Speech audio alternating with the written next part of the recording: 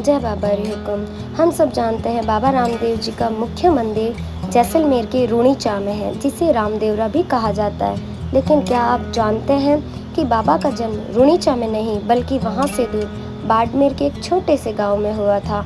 आखिर कैसे एक छोटा सा बालक बाड़मेर की सरहद को छोड़कर जैसलमेर के खूंखार जंगलों में पहुंचे, कैसे उन्होंने क्रूर भैरव राक्षस का अंत किया और रूणीचा नगरी बसाई। आज इस वीडियो में मैं आपको बाबा के जन्म स्थान उडुकाश में, जो सिव तहसील जिला बाड़मेर में है, और उनकी रूणीचा पहुंचने और जीवित समाधि लेने तक का सफ़र बताऊंगी, जो बहुत कम लोगों को पता है।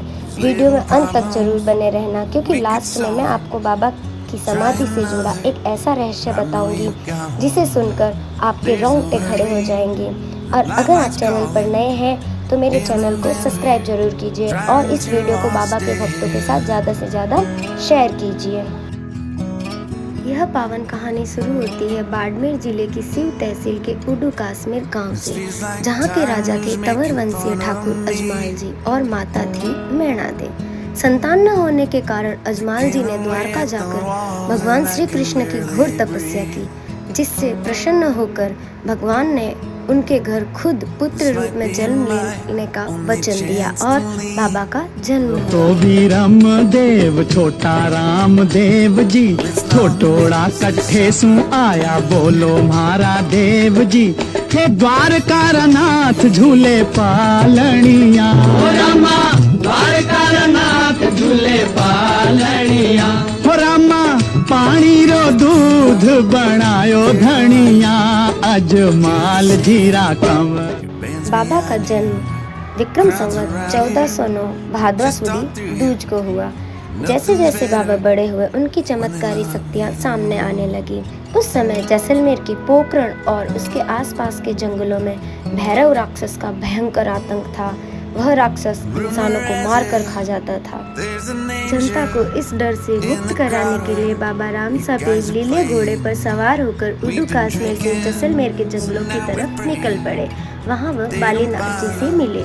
बालीनाथ जी को डर था कि कहीं भैरव राक्षस बाबा को कोई नुकसान नहीं पहुंचा दे, इसीलिए बालीनाथ जी ने बाबा को एक कपड़े के अंदर छुपा दिया। शाम होते होते जैसे भैरव राक्षस वहां पहुंचा तो देखा कि अंदर उसको किसी मनुष्य की गंध आ रही थी। उसने बालीनाथ जी से पूछा कि मुझे किसी मनुष्य की गंध आ रही है। बालीनाथ जी ने उसे स्पष्ट मना किया कि यहाँ ऐसा कोई नहीं है, तुम्हें शायद मेरी गंध आ रही है।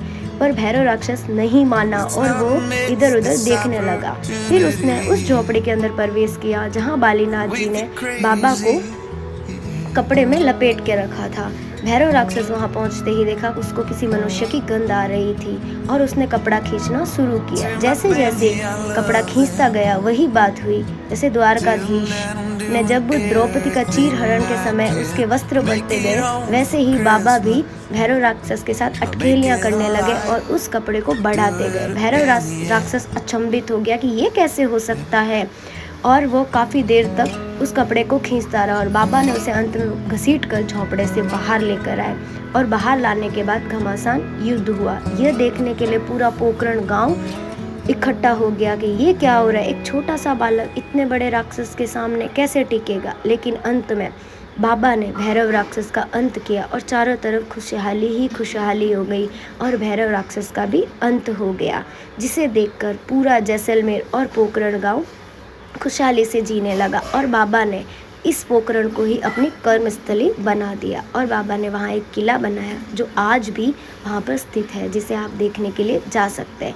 बाद में बाबा ने ये किला अपनी बहन को गिफ्ट में या दहेज में हम बोल सकते हैं कि उपहार में दे दिया था। और जैसे जैसे बाबा की उम्र हुई, मात्र 33 वर्ष की उम्र में बाबा को लगा कि अब मेरा धरती पर समय पूरा हो गया है, तो उन्होंने कहा कि अब मैं समाधि लेने वाला हूँ। तो ये बात सुनकर पूरा गांव इकट्ठा हो गया और ये बात जैसे ही डाली बाई ने सुनी, वो दौड़कर बाबा के पास आई और उसने मना किया कि बाबा आप ये समाधि नहीं ले सकते। बाबा ने पूछा क्यों नहीं ले सकता मैं ये समाधि। डाली बाई ने कहा ये समाधि मेरी है। बाबा को समझ नहीं आया। उन्होंने पूछा कैसे हो सकती है आपकी। तो डाली बाई ने कहा कि अगर इसको खुदवा कर देखे, अगर इसमें से कंघी और कंगन निकले तो ये मेरी होगी। खुदाई करने पर वही हुआ और डाली बाई ने बाबा का लिया आशीर्वाद, और आशीर्वाद लेकर बाबा से पहले डाली बाई ने यह समाधि ली और बाबा को इसी दुनिया में रहकर, जीवित रहकर लोगों का भला करने को कहा। लेकिन बाबा ने कहा मेरा कार्य अब पूरा हो चुका है, इसीलिए अब मुझे भी जाना होगा। अंत में बाबा का आशीर्वाद लेकर डाली बाई ने वहाँ समाधि ली और उससे ही कुछ ही दूरी पर राम सरोवर तालाब के पास बाबा ने एक और जगह खुदवाई और वहाँ बाबा ने स्वयं ने समाधि ली। और समाधि लेने से पहले बाबा ने कहा कि जैसे मैंने लोगों की सेवा की है, वैसे ही आप सबको भी लोगों की सेवा करनी है। और यहाँ जो समाधि बनेगी वो समाधि सिर्फ किसी एक के लिए नहीं होगी, सबके लिए होगी। मैं समाधि लेने के बाद भी आप सबके मन में हमेशा उपस्थित रहूँगा। और अंत में, जैसे कि मैंने आपको बताया था कि अंत में मैं आपको बाबा की समाधि से रिलेटेड कोई ख़ास बात बताने वाली हूँ।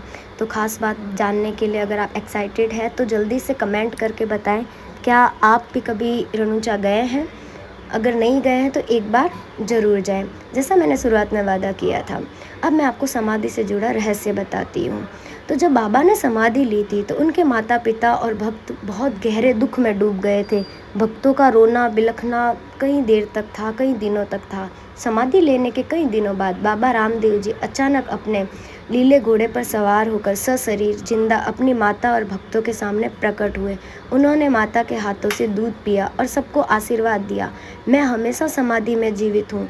तब से माना जाता है कि बाबा आज भी हम सबके पास मौजूद है, साक्षात मौजूद हैं और वो हमें अपना आशीर्वाद दे रहे हैं।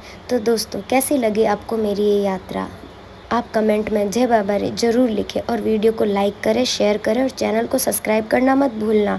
और ये वीडियो अपने बाबा के भक्तों के साथ शेयर ज़रूर करना। जय राम साहब पीर। मिलते हैं बाबा के नए वीडियो में।